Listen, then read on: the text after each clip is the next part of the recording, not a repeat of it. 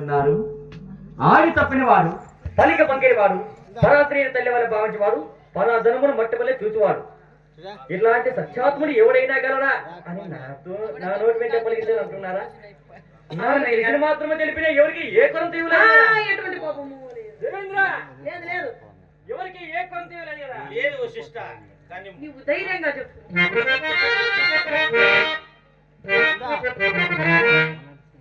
ఓ సభాసదులారా, అందరూ బాగా వినండి.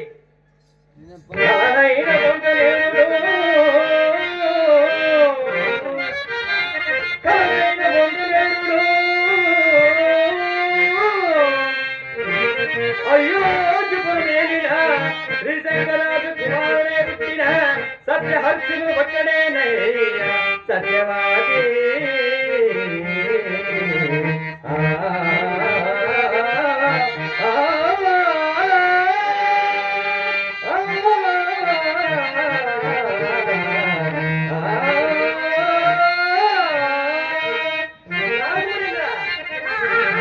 అయోధ్యపురం ఏలిన శ్రీశంకరాజు కుమారుడే పుట్టిన సత్యహర్షుడు ఒక్కడేనయ్యా సత్యవాది.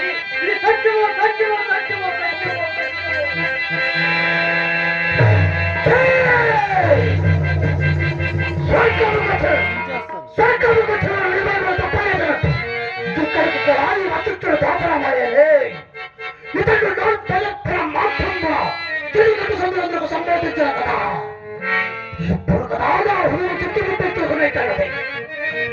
ఏదో ఒక చెయ్యి పోరాటం పెట్టుకొని భంగమైన శృంగ భంగమ చెయ్యక మారడు.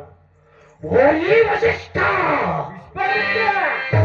ఎవరో సత్యాత్ముడని పేర్కొంది పరార్థాలు చక్కగా నిర్ణయితమే.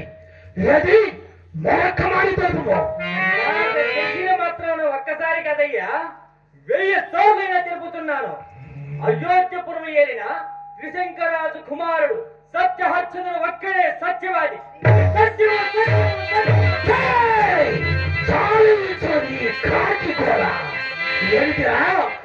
ఏమిటి రాళ్ళలో పలుకుతున్న పలుకులు, కళ్ళ కమలము పటము సగము ఎల్లప్పుడూ మధ్య పాలలో పెరుగుతున్న చక్రవర్తి, నీకు సత్యశబ్దులేమిటిరా?